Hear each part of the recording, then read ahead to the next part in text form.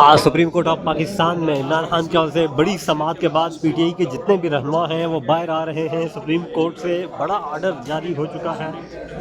ये इस वक्त के मनाजिर हैं, खुशी आप इनके चेहरों पे देख सकते हैं। सोहेल खान अफरीदी मौजूद है, अलीमा खान मौजूद है, सलमान सफदर, सलमान अकरम राजा, शाहिद खट्टर, अली जफ़र, शाहनाना गुलजार, दीगर जो अरकान कौमी असम्बली है, सेनेटर्स हैं, वो भी बाहर आ रहे हैं सुप्रीम कोर्ट ऑफ पाकिस्तान से।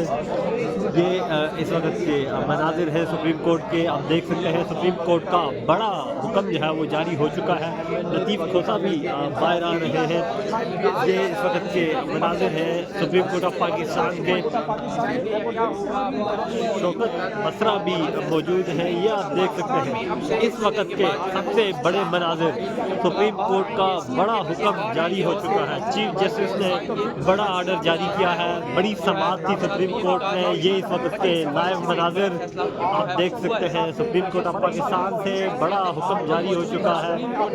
ये आप मनाजिर देख रहे हैं, सुप्रीम कोर्ट ऑफ पाकिस्तान के बराह रास्त मनाजिर हैं।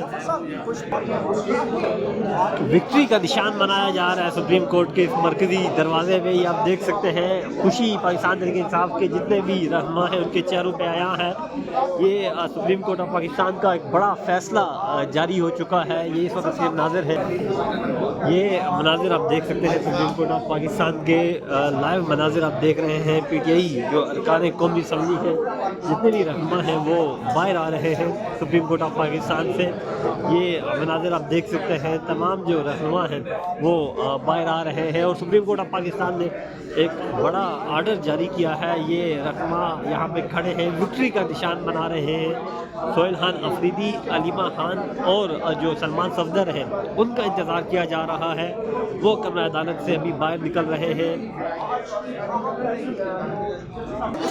3 सालों से हमने कोई इंसाफ होता हुआ नहीं देखा। अगर आप 9 मई की केसेस उठा लें, इमरान खान साहब को उसमें क्या देना हक बंद किया, जिनसे इमरान खान साहब को कोई लेना देना नहीं था। इमरान खान साहब जो थे वो कस्टडी में थे पुलिस के, उनको 2 से ज्यादा 9 मई के मुकदमात में नामजद किया। इसी तरह क्वेटा में कत्ल हुआ, इमरान खान साहब कमान पार्क में थे, उनको नामजद किया।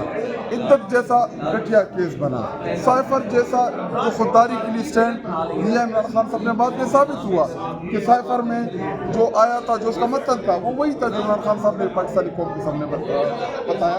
लेकिन इमरान खान साहब के ऊपर तमाम केसेस जो है वो सियासी मुकदमात हैं, सियासी बुनियादों के ऊपर बनाए गए हैं। और अभी इमरान खान साहब की सेहत को लेकर पूरा पाकिस्तानी कौम जो है वो बड़ी तशवीश में मुब्तला है कि अब तक जो कि इस मुल्क का साबिक़ा प्राइम मिनिस्टर रहा है और पाकिस्तान की सबसे बड़ी पार्लिमानी जमात का सरबराह है, उस तक डॉक्टर की रसाई नहीं है, उसको प्रॉपर जो ट्रीटमेंट है वो अब तक नहीं हुई। आज हमारी यही तवक्को थी कि सुप्रीम कोर्ट ऑफ पाकिस्तान जो है वो इंसाफ पे मबनी फैसला करेगा।